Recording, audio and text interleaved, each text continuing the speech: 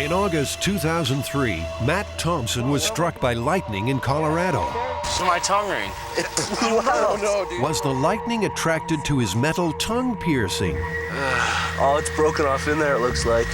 To test the myth that body jewelry increases your chance of being struck, Adam and Jamie have enlisted the help of Delta Star West.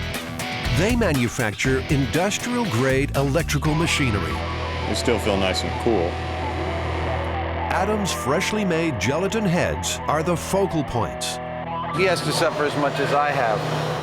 A metal stud expertly fitted to one dummy's lower lip. I should have been a surgeon.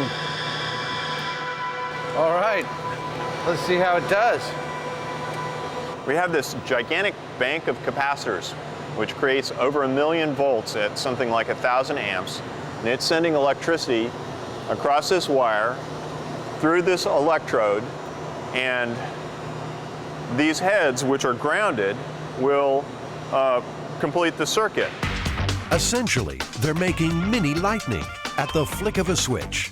1 million volts stored in a capacitor will discharge down a wire, jumping to the ground through one of the two heads. We're hoping to find that it shows a preference to go to one head or the other. And if it shows a preference to go to the one with the barbell, then we'll know that you're more likely to get struck by lightning. If it doesn't, if it goes for this head, then the myth is busted.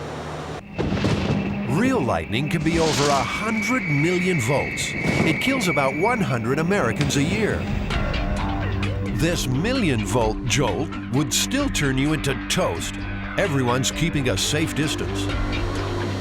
We're good. The lightning will discharge into one of the heads. It takes just a fraction of a second. It's hit the head on the right. You can see it in freeze frame.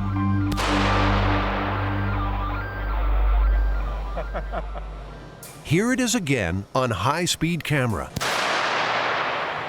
Well, it went to the one without the barbell in it. It did. We learned a couple of really important things from the first test, and the first thing was that the lightning bolt went to the top of the head and no place else on the electrode, which tells us that that our rig is nicely set up. It's pretty neutral, and we are getting current to go through the head itself and not through the steel. The second most important thing that we learned about this was that the discharge actually went to the head without the piercing. So this not looking too good right now. But the testing has just started. In the interests of accuracy, they move each head to the opposite spike.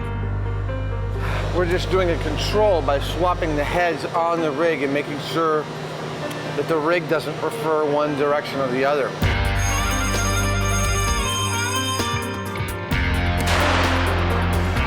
This time it hit the stud head.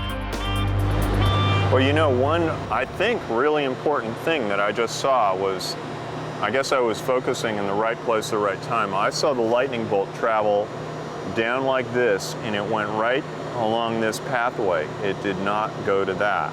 So even in the head, if this was an attractant, thing for the lightning bolt, it would have gone there and down or something like that. It didn't. I clearly saw it take a pathway right down to the top of this.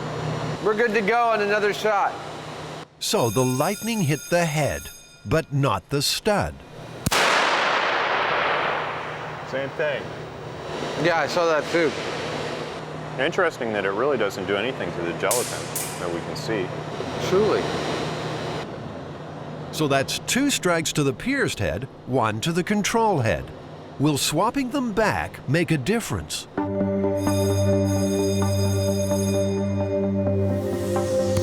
It's the pierced head again, but a confusing pattern is emerging. The charge often goes to the piercing side, but it never seems to touch the metal. The Mythbusters won't be satisfied until they can see the lightning hit the stud directly. Jamie, we've now run this a dozen times or more. The heads are working perfectly, the rig is working great, we're getting consistent strikes, always to the top of the head. Not once has the lightning gone right for the stud. Yeah, all we've got left to do is put a bunch of studs in there, some really big ones maybe, see what happens, see if we can get something to react to them. Like nuts and bolts and knives and forks? Yeah. Adam has apparently read the Hannibal Lecter style guide. All right, I think that's a pretty good look there, Jamie. What do you think? Well, maybe more is better. Let's fire it up. Okay.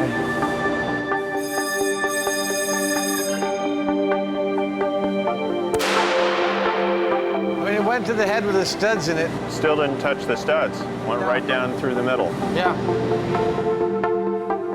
Maybe even more metal. Of course, if your tongue piercing is this big, lightning is the least of your worries.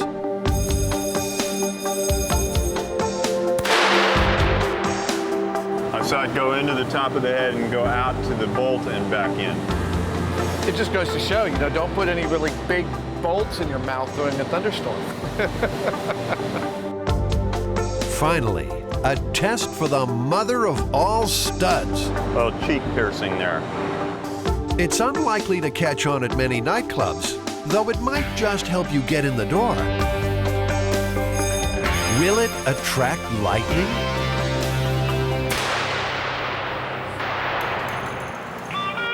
At last, a direct hit. Well, that knocked the doorknob right out of his face. The Mythbusters are unconvinced that studs attract lightning. While the Zap did seem to prefer the head with the piercing, a lack of consistent direct hits suggests some other unknown factor was involved.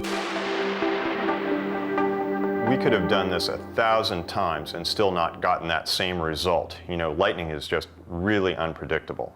You know, that might be the case, Jimmy, but we do know that metal does have an effect, you know, depending on how much of it there is and where it is on the body. And we did get a strike right to the doorknob, but come on, who wears a doorknob? The only thing this myth has shown the guys for sure is that Adam's wild days are over.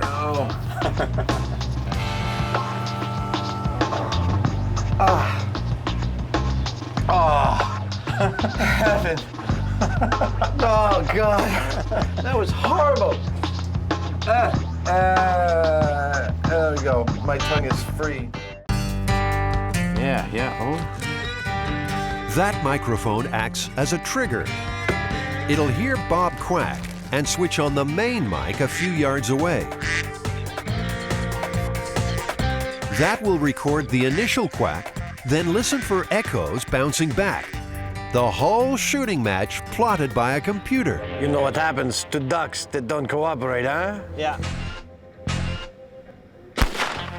Got it. That was a test.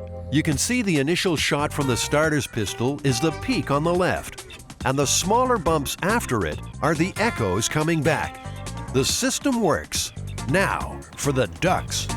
I'll tell you guys to be quiet because any sound will start the computer recording, and then you need to silently induce the duck to quack. Can you quack? Silently induce a duck to quack. Look me in the eye and quack. Quack. Come on, boy. Quack. Quack. All right, see if they're ready. Are you guys ready? Don't mess with me, duck. When I say quack, you're gonna quack, right? I'm the boss here.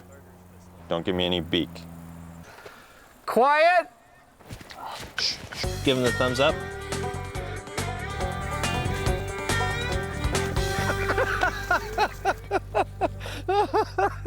It's like he's trying to collect a loan from the duck loan collection agency. We want to talk to you about some outstanding feed. Who'd have thought ducks get cold feet? Oh boy. There's nothing but wind noise. Clearly, Bob's got stage fright. I want you to do this. Got it? Quack. Quack, damn you. Done. I'm gonna swap him out with the other one. All right, I'll bring him over to you. Bob's out. Roy's in. But a funny thing happens in the changeover. Oh, maybe that may be bringing them together. Yeah. They just needed someone to talk to. Seems obvious now. The Mythbusters are back in the hunt.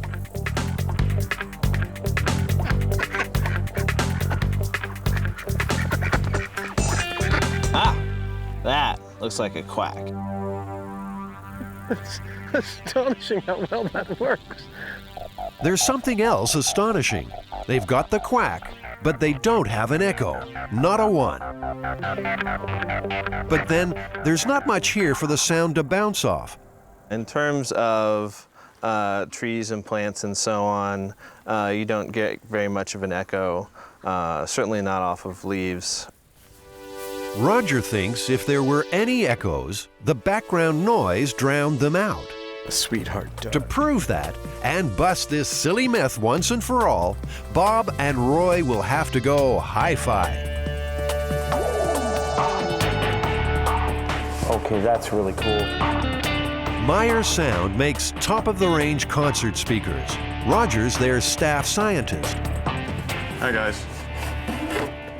They plan 2 experiments at the lab. First, to capture a crystal-clear quack with no echo. Then, they'll record Bob and Roy in a room that does echo. The computer should show if there's a difference. To get the clear quack, they'll use an anechoic chamber. It absorbs echoes by trapping sound vibrations in baffles on the walls and ceiling. All right, let's take them into the chamber. There we go. Bob and Roy are game. I noticed there's a hole in the screen. Maybe I can goose the duck.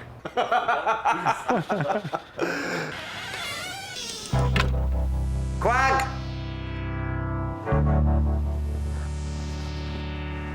Nothing. Bob and Roy have wised up. Jamie, I have an idea. We get underneath the platform and we stay there for like a full minute or two, and then we both pop up on both sides of them. A duck ambush. It's risky, because if this doesn't work, Jamie and Adam will look really stupid.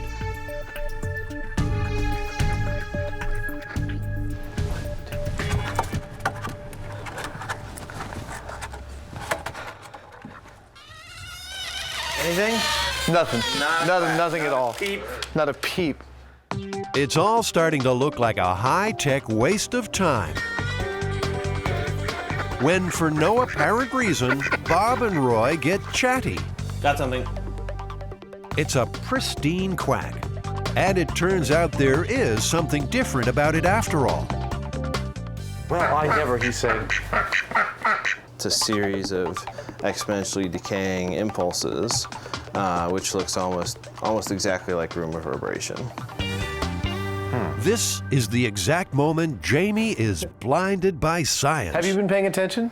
What they've found is that when you plot it on the computer, the quack looks exactly like an echo.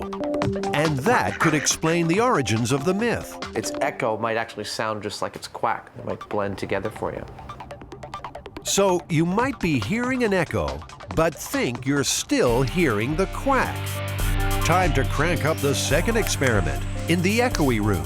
Hopefully the computer can tell the difference. You ready to quack for science? Okay, quiet please. Go.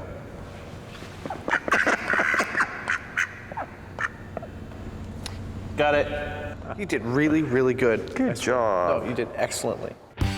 Finally, Bob and Roy have produced on cue. This cavern of a warehouse is perfect for echoes, if there are any. The moment of truth has arrived. Okay, so you want to see our quacks? So here's the duck quack that we recorded, and I think this initial part here is the quack. Yo, well, does that mean it echoes? You know what? It's just hard to tell. Really? The reverberation looks just like the quack. You'd think the combined brains of man and machine would be more than a match for Bob and Roy. But somehow, Ready? once again, they've frustrated science. And for one final time, they'll have to sing for their supper. Roger knows the echo is there somewhere. Got it. And sure enough, amid the techno babble, at last he finds what he's looking for. This series of decaying impulses is the reverberation, definitely the echo. Definitely the echo. Mythbusted. Don't be so hasty. Mythbusters, let's go home. See ya. They've conclusively shown that although a quack's echo might be quiet and tricky to hear, it does exist. So How does it feel to be riding the absolute crest of urban myth busting? Busterific. And for their contribution to modern science, Bob and Roy have earned a rent-free Bayside home for life. Well, what do you think? Looks good? All right. Where were all those quacks when we needed them? The scene is set exactly according to the myth. We have one not-so-smart man, Buster, who's crawled down a 3-foot-wide drainage pipe chasing a raccoon. Like that. There we go. Like this? Yeah. The raccoon's probably all the way at the very end, you know, up against like a steel grate or something like that. So he's probably like right here, trying to be as threatening as a raccoon soaked with gasoline can be. Okay. Let me get my automatic match. The Mythbusters team gets ready for launch. Cameras will cover it from every angle. Sensitive equipment is protected by a bulletproof plastic shield. A baby fire truck is at the ready. And it's Big Daddy, just in case. Excited, we're gonna blow some stuff up, then we go home. Now, Jamie adds the final element, 5 gallons of gasoline. Okay, it's kind of a lot. Oh, it's kind of really a lot. It's a lot of gasoline pouring out of there. That's it. That's it. All right, get out of there. Okay, here we go. Standing over here with me, Jamie? Yeah. In 3, 2, 1. 0. Nothing happens. Tell me if you see it lighting. Yeah, I don't see any flame. Seems that pesky raccoon slipped down onto the lighter. He's repositioned, and we are clear for launch. Okay, here we go. There we go. We have ignition. Put it out now. Go.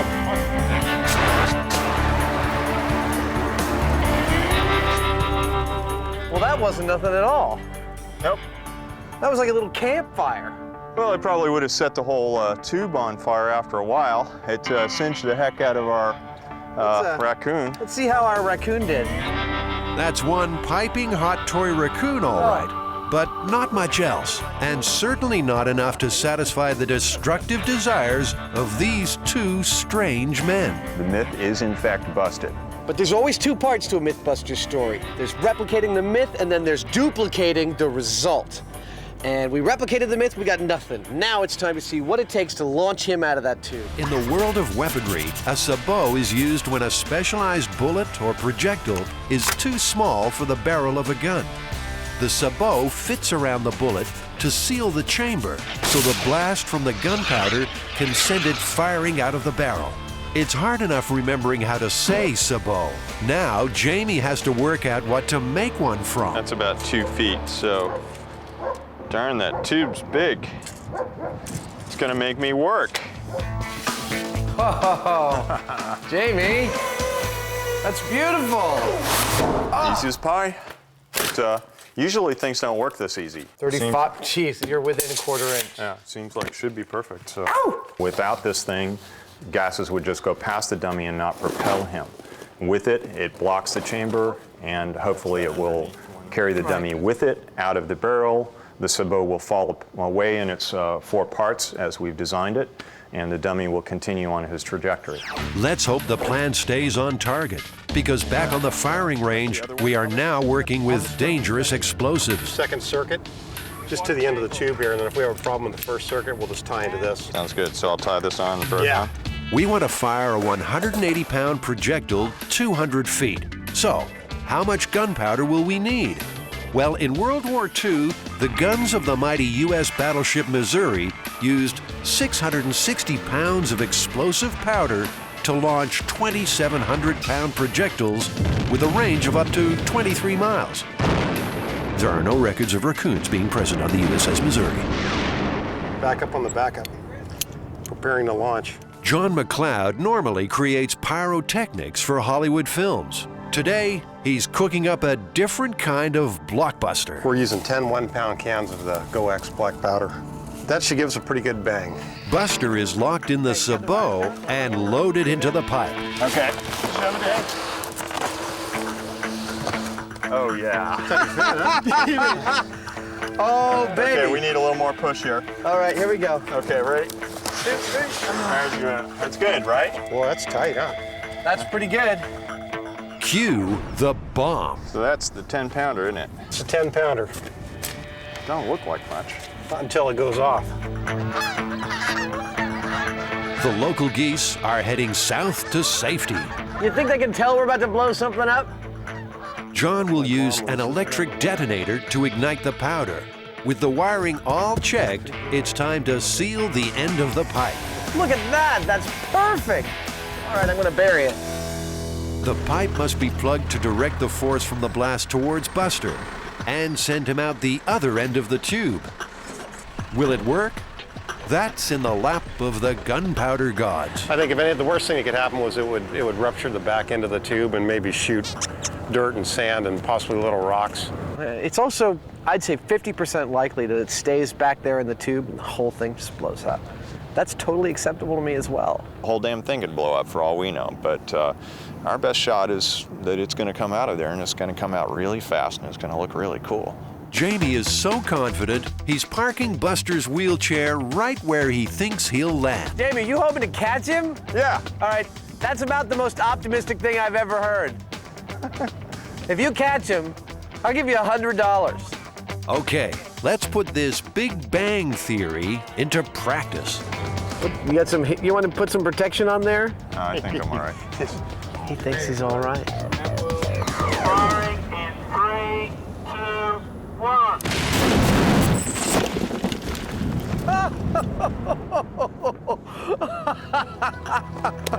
Oh my God! I almost made the chair. You almost made the chair!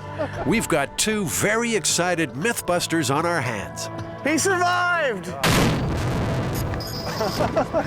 Buster survived! Already. Oh! Woo! Came out there with some horsepower, didn't it? How you feeling, buddy? It worked absolutely perfectly. I was off by about 5 or 10 feet.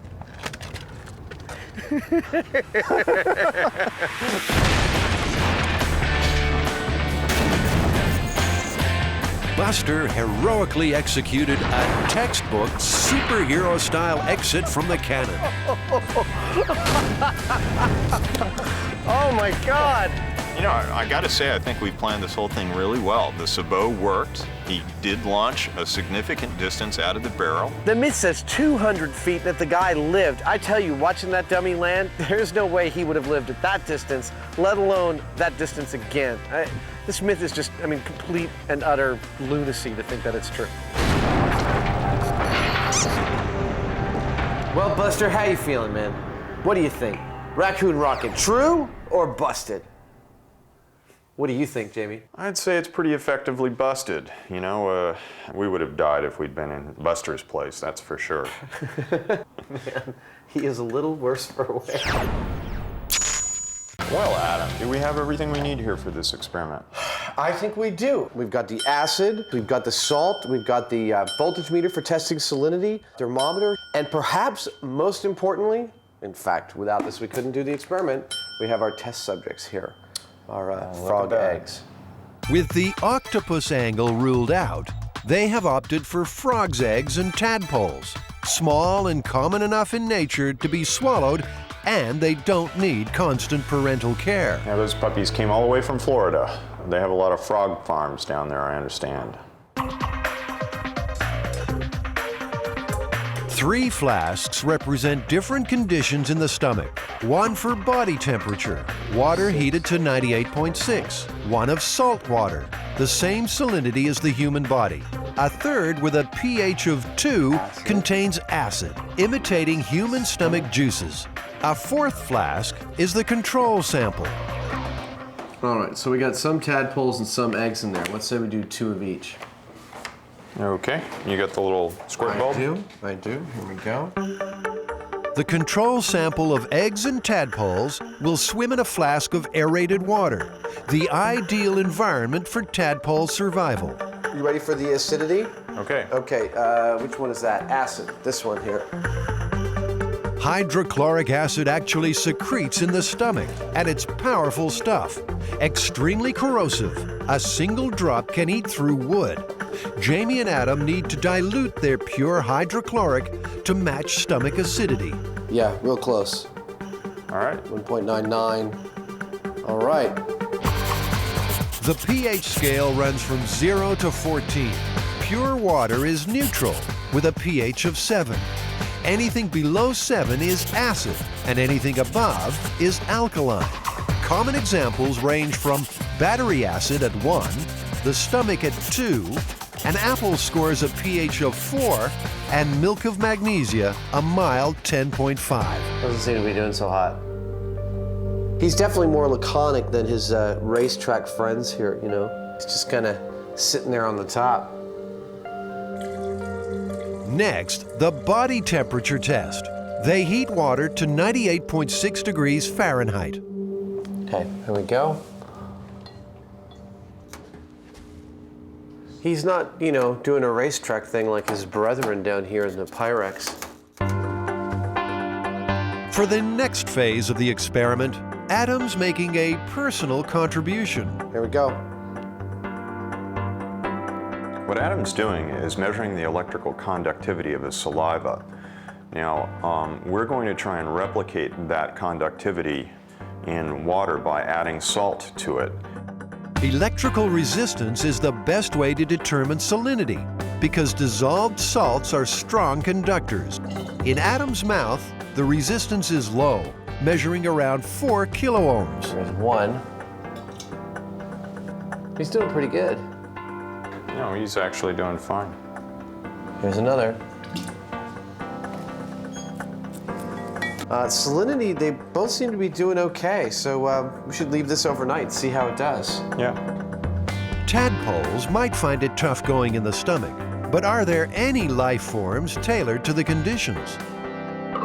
Down here, I got some worms all set for you. If anyone knows about creatures surviving in the human stomach, it's Dr. Jim McCarroll from the University of California at San Francisco.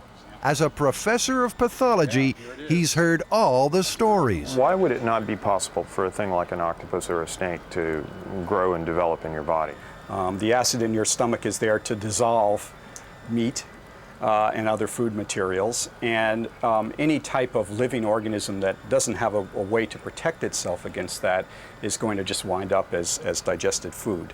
So are there creatures that do have that type of protection that can make it through the acid in the stomach? Oh, most certainly. Tapeworms, for example, which are a type of parasite that you get from eating undercooked pork or beef. Also, certain types of roundworms, where in this case it's the egg of the worm that makes it through and then hatches in your intestine. And in both of those cases, the reason that they can actually make it through the gastric acid is that they're coated with a very hard shell. It's called a cuticle, and it's about as hard as your fingernail. So by having this, basically this armor on its surface, these worms can make it through the gastric acid, get into the small intestine, and basically live in paradise because they have as much food as they want to eat. In the United States, between 1900 and 1920, tapeworms were being advertised for weight loss. Each segment of the worm was sold individually with claims like no ill effects and easily swallowed. Today, worldwide, about 1 billion people are infected with parasitic worms, particularly in tropical regions. You know, with things this big and this prevalent, it's not surprising that a lot of stories probably evolved, because people were seeing these things in their environment all the time, and they probably attained mythical proportions. When you look at these, the leap to an octopus doesn't seem like that great a leap. Sure, I mean, and imagine these all bunched together. You know, it would be like a Medusa head. Mm-hmm. And they'd often be passed by a child that way, so you actually would see something that looks like a Medusa head lying in the crib. That must be it. What do you think? I think no pasta for lunch. All right, Jamie, it's been 3 days. How are our frogs doing? Well, most of them are still alive. You know, the control group is great. They're happy little tadpoles swimming away in there. They look even bigger than they were a couple days ago. I believe they have grown a little bit. And the salt water seems to be fine with them. Yeah, they're still going. They're doing just as well as a control group, actually. What were the killers? The real killers were the acid and the high temperature. Well, that killed them each in like 10 or 15 minutes, didn't it? Pretty much, yeah.